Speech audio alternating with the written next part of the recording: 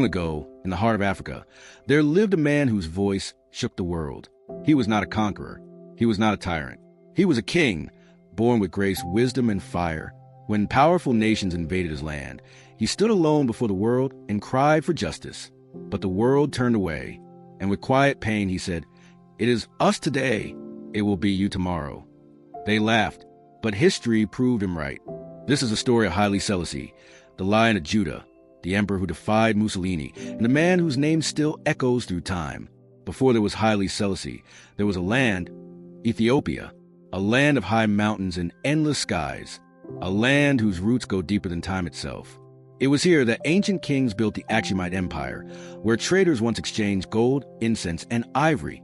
Ethiopians believed they were descendants of King Solomon and the Queen of Sheba, a royal bloodline chosen by God. And while Africa was carved and conquered by foreign powers, Ethiopia stood strong, the only African kingdom never fully colonized, a symbol of black pride, a reminder that freedom once had an African name. From this sacred soil, a child was born, one destined to become a legend. He was named Lige Tafari Makonnen, born in 1892 to a noble family in the town of Ejursa-Goro. His father, Ras Makonnen, was a trusted general under Emperor Menelik II, a man who fought to keep Ethiopia free from Italian hands. From his mother, Tafari learned humility and prayer. From his father, he learned courage and leadership. He was quiet but brilliant.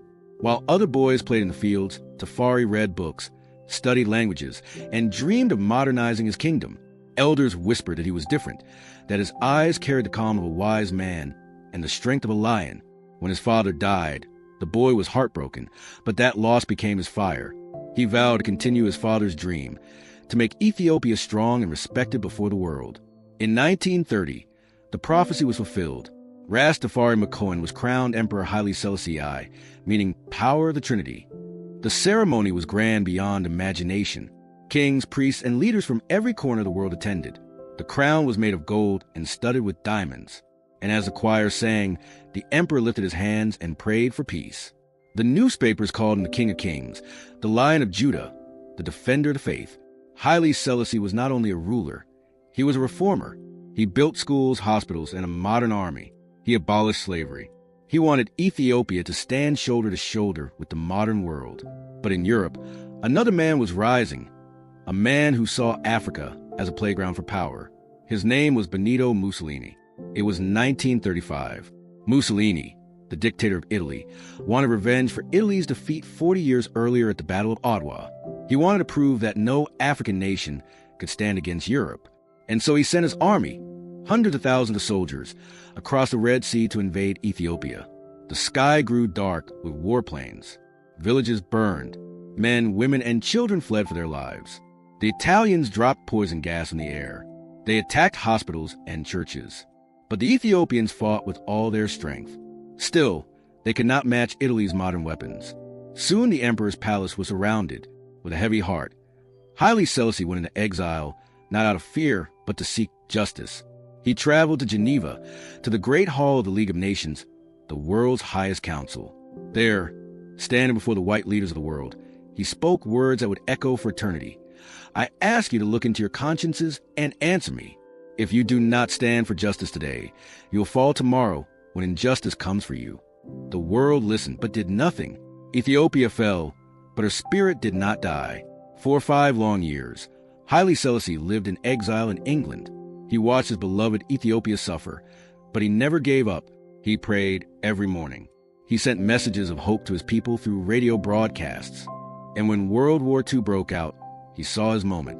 With help from the British and Ethiopian patriots, Haile Selassie returned home in 1941. When he stepped into Addis Ababa, crowds filled the streets shouting, "The Lion has returned. The Lion of Judah has conquered." Tears rolled down his face as he raised the Ethiopian flag once more. He had lost everything, yet gained the world's respect. After the war, Haile Selassie began to rebuild Ethiopia. He opened universities. He trained doctors and engineers. He built roads and schools, printed newspapers, and brought modern laws to the kingdom. But his dream went beyond Ethiopia. He dreamed of an Africa that would rise, united and free. He helped found the Organization of African Unity in 1963, inspired independence across the continent, and became a father figure for African liberation. World leaders praised him. Even Jamaica saw him as divine.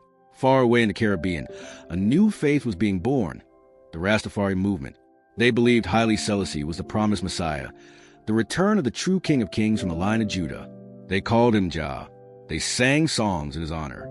And when he visited Jamaica in 1966, thousands flooded the airport, crying, dancing, shouting his name. To them, he wasn't just a man. He was a living symbol of hope, black pride, and freedom. Haile Selassie smiled, but he always said, "I am only a man chosen to serve God." But even kings are not spared from time. By the 1970s, famine, poverty, and anger spread across Ethiopia. A group of soldiers called the Derg rose against him.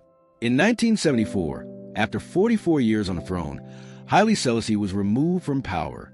He was kept under house arrest, alone, surrounded by silence.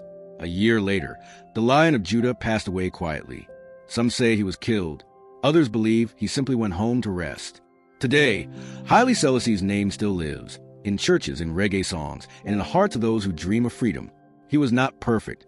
He was human, but he carried Africa's pride on his shoulders and stood tall when the world turned its back. He taught us that dignity has no color, that courage is not about winning, but standing firm when everyone else runs. Haile Selassie, the Lion of Judah, the emperor who faced the world and never bowed. If you enjoyed this story and want to hear more powerful stories about great people and forgotten histories, please take a moment to like this video, subscribe to the channel, and turn on the notification bell. That's the best way to support this work, and make sure you don't miss the next story. Thank you for watching, and see you in the next video.